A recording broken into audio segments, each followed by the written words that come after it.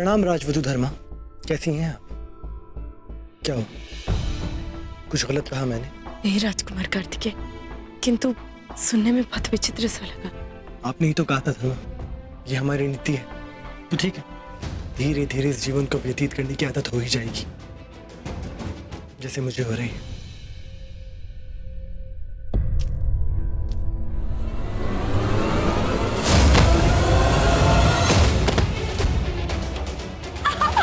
धर्मा, धर्मा हाथ दो। नहीं राजकुमार, मैं स्वयं ही खुद को संभाल लूंगी। मैं ठीक हूँ। ये क्या मूर्खता है धर्मा? हाँ, मैं तुम्हारी सहायता पे इसलिए नहीं कर रहा हूँ कि मेरे हृदय में तुम्हारे लिए अभी कोई भावना है। अभी तो तुम्हारी जगह यहाँ पे कोई और भी होता, मैं तब भी यही करता। ठीक है, एक अनजान की बातें ही सही सहायता करने दो, और मैं पहले स्पष्ट कर चुका हूँ कि मेरे दिल में इसके अलावा कुछ नहीं है।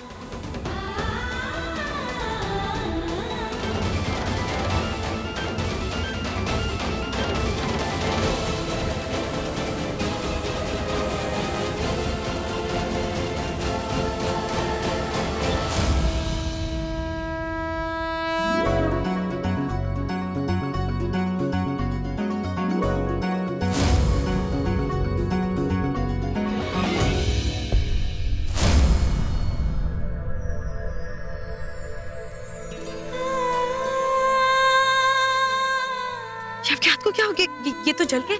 नंदिनी, उस समय आपके दुपट्टे में आग लगी थी और मैं बहुत भयभीत हो गया था, तो मैंने बस ध्यान नहीं दिया। आपने ध्यान नहीं दिया और अब तक आपने कुछ बताया भी नहीं।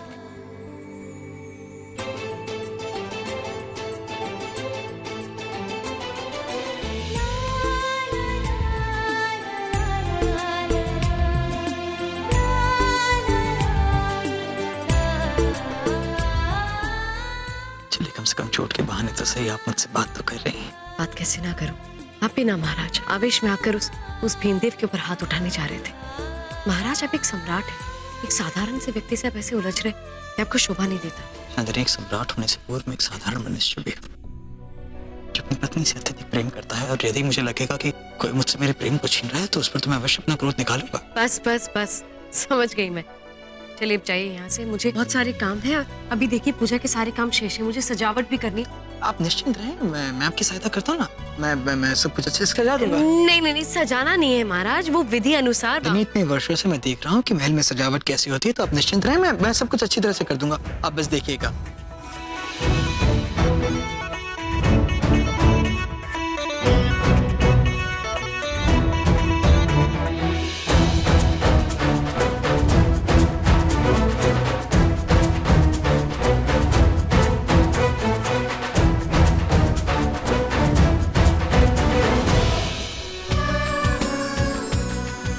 बताइए, लग रहा है ना सुंदर? हाँ, बहुत सुंदर लगना चाहिए था ना?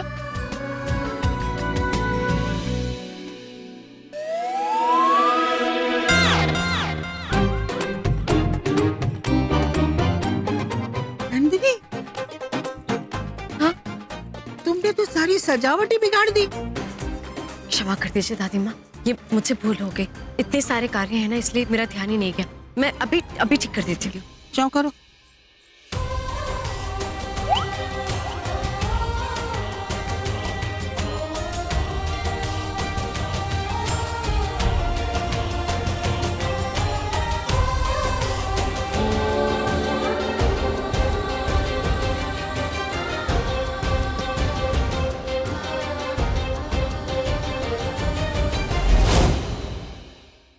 अब ठीक है, तुम्हें इतना ज्ञान है इन कार्यों का, फिर तुमसे ऐसी गलती कैसे हुई?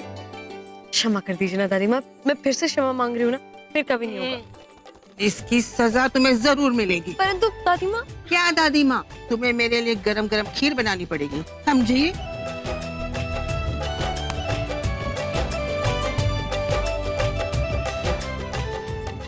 ये क्या किया आपने? ये सारा दोष मेरा था और आपने स्वयं पर ले लिया। वो क्या है ना महाराज कि मैं मगध की महारानी होने से पूर्व एक पत्नी हूँ, और एक पत्नी होने के नाते एक पति की गरिमा है, मेरी गरिमा है। और यदि मेरे पति को कोई कुछ कहे तो मुझे सहन नहीं होगा। अच्छा, ऐसी बात है। ये आप क्या कर रहे हैं? पत्नी के निकट आ रहा हूँ। महाराज, महाराज वो देख रही है। कौन? दादी माँ? नहीं, वो गई। दादी माँ नहीं, देवी माँ। क्षमा चाहूंगा, क्षमा चाहूंगा।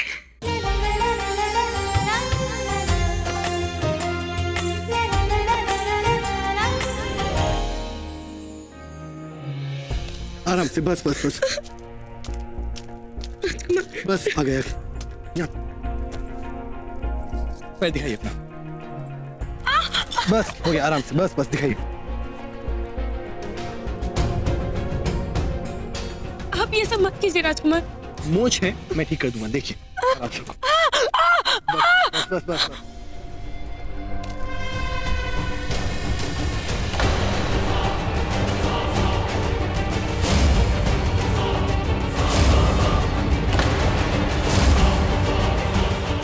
ये सब क्या हो रहा है?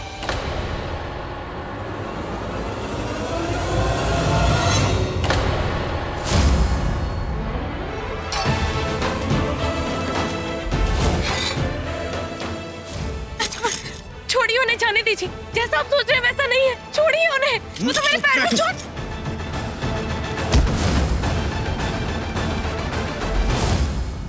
जानते हो ना तुम कार्तिकी, यदि मैं चाहूं तो अभी के अभी तुम्हारा सर तुम्हारे शरीर से अलग कर सकता, तुम्हारे प्राण भी ले सकता।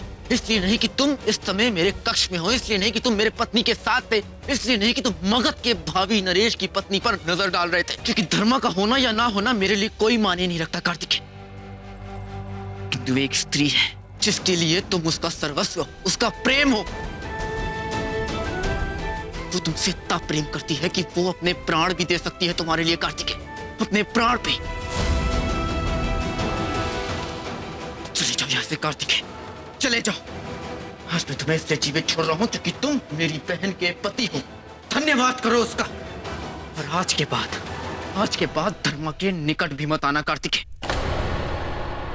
तो बिंदुसार, जाओ यहाँ से कार्तिके। तो मेरी बात समझने का जाओ यहाँ से। राजकुमार, कार्तिकेय, फिर से विनती करती हूँ, आप यहाँ से चले जाइए, जाइए। राजकुमार, मैंने आज तक अपने जीवन में तुम जैसी निर्लज स्त्री नहीं देखी। मैंने तुम्हें चेतावनी दी थी ना चेतावनी। इसके पश्चात भी तुम आज मेरे कक्ष में उसके साथ थी। छी! यदि अपने प्राणों से प्रेम है तो उसके पास मत जाना धर्मा। नहीं राजकुमार, ऐसा कुछ नहीं है।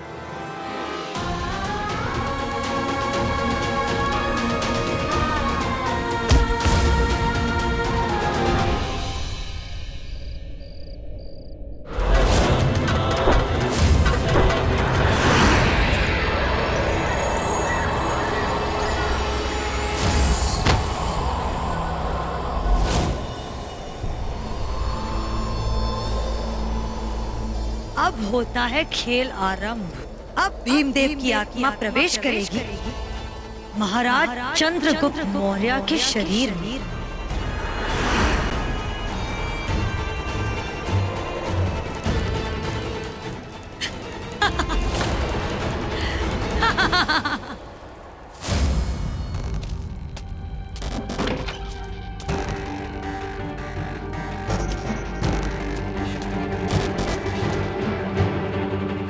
प्रिय, आखिर आ ही गए तुम। ये कैसी अभद्रता है? तुम सम्राट चंद्रगुप्त मौर्य के साथ ऐसी अशिष्टता नहीं कर सकते। कहाँ हो भीमदेव तुम? जिसके शरीर में तुम्हें प्रवेश करना चाहिए था वो तो यहाँ है। जाओ, जाकर भीमदेव को जगा। मुझे कुछ महत्वपूर्ण बात करनी है उससे। जाओ। जी।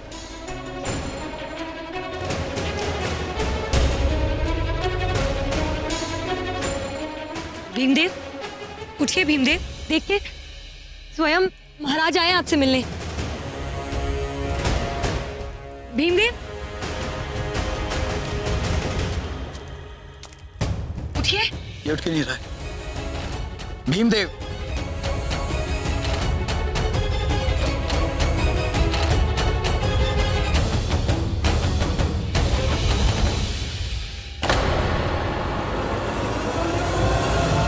ये तो मार के। ये कैसे संभव है? भीमदेव की आत्मा को तो इस समय महाराज चंद्रगुप्त के शरीर में होना चाहिए था, किंतु ये तो महाराज स्वयं है। लगता है हमारी योजना हम ही पर उल्टी पड़ गई। किसने मारा इसे? किसने मारा इसे? तुम कुछ कहते क्यों नहीं? उत्तर दो मुझे, किसने मारा इसे? उत्तर दो मुझे।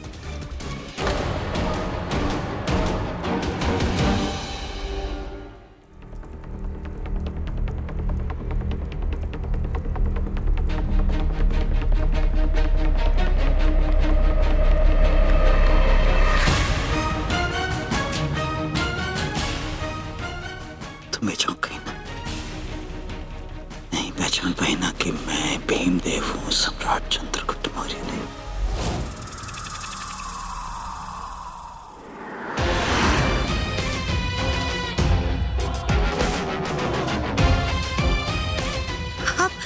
आप भीमदेव हैं?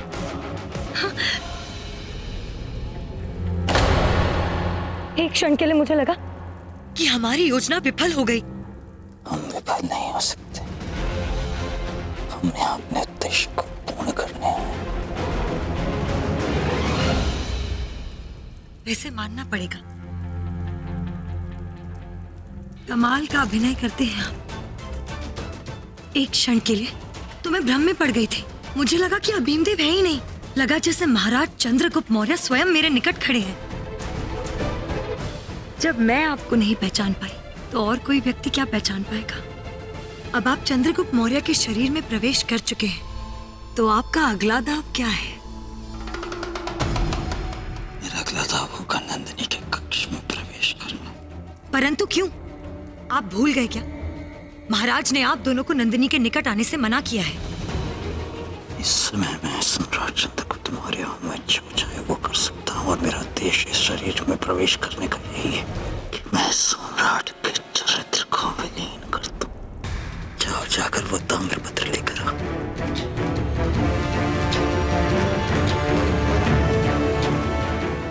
ये लीजिए।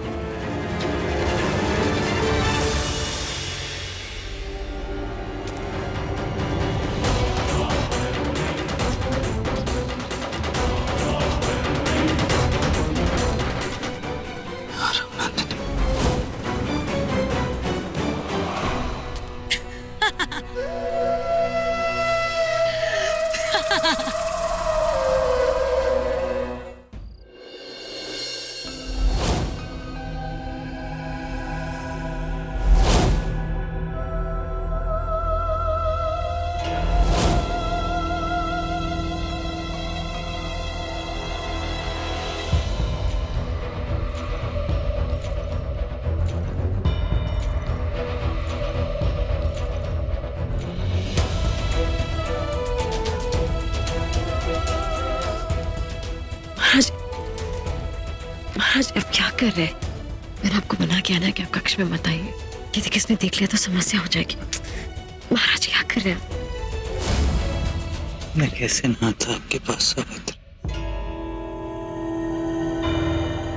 सावित्री, आप ही ने मुझे विश्वास दिलाया था ना कि मैं आपकी नंदिनी हूँ, और अब आप मुझे सावित्री कहकर बुला रहे हैं। क्योंकि आप सावित्री हो।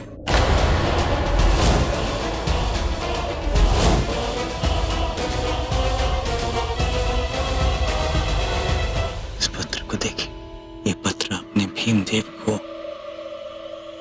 विवाह से पूर्व लिखे थे।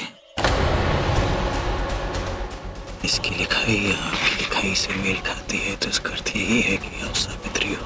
जब विवाह से पूर्व आपने ये पत्र लिखा था, तो फिर आप नंदिनी कैसे हो सकती हो? क्योंकि उस समय नंदिनी यहाँ मेरे साथ इस महल में थी। और ऐसे ही नहीं, अनेकों प्रमाण हैं जो इस ओर संकेत करते हैं कि आप सावित्री हो, कि आप मेरी मरी हुई पत्नी नंदिनी नहीं, भीमदेव की पत्नी सावित्री हो। महाराज बस कीजिए, ये आप क्या कह रहे हैं महाराज? ये प्रमाण या सत्य भी तो हो सकते हैं माँ। इन पर आप कैसे विश्वास कर सकते हैं? जब पूरे संसार ने मुझ पर प्रश्न उठाए थे, तब आपने मुझे, पूरे संसार को ये विश्वास दिलवाया था कि मैं आपकी नंदिनी हूँ। वो आभास, वो प्रेम, फिर आप ये सब कैसे कि आप मेरी नंदिनी हो, कि तो मैं क्या करूं? करूँ, मुझे सत्य को स्वीकार करना होगा कि मेरी नंदिनी मर गई है और आप केवल सावित्री है, वो सावित्री जिसका चेहरा मेरी नंदिनी की भांति दिखाई देता है, बस। और यदि आप नंदिनी नहीं हो, यदि आप सावित्री हो, तो फिर आपने नंदिनी होने का स्वांग क्यों बचा? आप इस महल में क्यों आए? महाराज आप क्या कह रहे हैं? आपने तो मुझे विश्वास दिलाया था कि मैं आपकी नंदिनी हूँ, और अब आप ये सब क्यों? महाराज छोड़िए मुझे, मुझे पीड़ा हो रहा। महाराज आप मुझे कष्ट पहुंचा। मैं आपको कष्ट देने के लिए क्षमा चाहूंगा सावित्री, कि तो मैं क्या करूं? मैं आपके मुख से बहुत प्रेम करने लगा हूं, क्योंकि आपका मुख मेरी नंदिनी की भांति दिखाई देता है। मैं क्षमा चाहूंगा। और देखिए, मैं पहले ही अपनी नंदिनी को खो चुका हूं, और अब मैं आपको कतई नहीं खोना चाहता। भले ही आप सावित्री हो, तो क्या हुआ इस सत्य को केवल आप और मैं ही जानते। और यदि कोई और भी सत्य को जानता है, तो मैं उससे समाप्त कर दूंगा। महाराज आप निश्चिंत रहें, ये सत्य इस कक्ष के बाहर नहीं जाएगा। इस सत्य केवल आप और मैं ही जानेंगे। इस सत्य को किसी को नहीं पता लगने दूंगा। आप बस इस महल में मेरी महारानी बन के रहें, क्योंकि मैं आपसे बहुत प्रेम करता हूँ। जो चाहिए मैं आपको दूंगा। आपको दौलत चाहिए, शोहरत चाहिए, धन चाहिए, मैं आपको सब दूंगा। आप इस मगध की महारानी बन के रहेंगी, सम्राट चंद्रगुप्त मौर्य की पत्नी बनकर रहेंगी। आपको सब कुछ दूंगा, किंतु मैं आपको वचन देता हूँ कि अब हमारे मध्य कोई नहीं आएगा, न ही आकाश, न ही धरती, और न ही वो साधारण सा व्यक्ति। मैं आज ही उसका अंत कर दूंगा। महाराज इसी समय रात्रि में महाराज उसका वध कर दूंगा। महाराज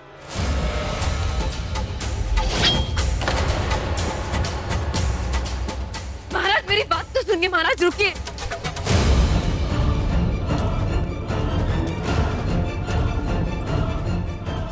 मुझे पता था नंदिनी, ये बात सुनकर तुम चंद्रगुप्त मौर्य को रोकने का प्रयास अवश्य करोगी।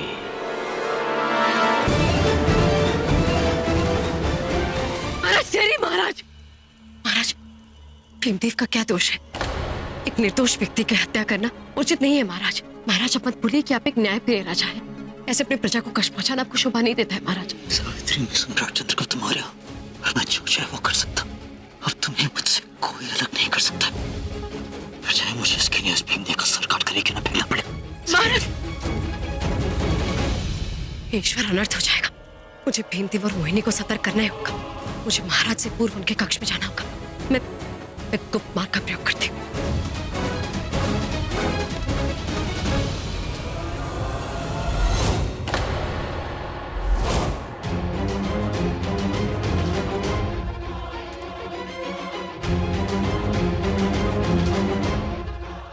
मानना पड़ेगा कि बड़ा ही सुंदर और सुडौल शरीर है इस चंद्रगुप्त मौर्य का।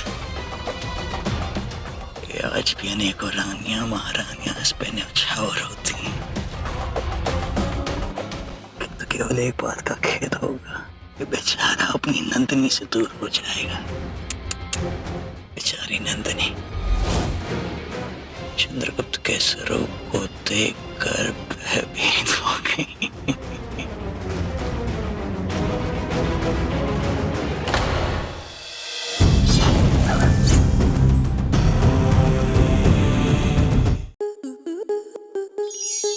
स्टार प्लस के ऐसे ही और बेहतरीन लम्हे देखने के लिए सब्सक्राइब करें हमारे YouTube चैनल को।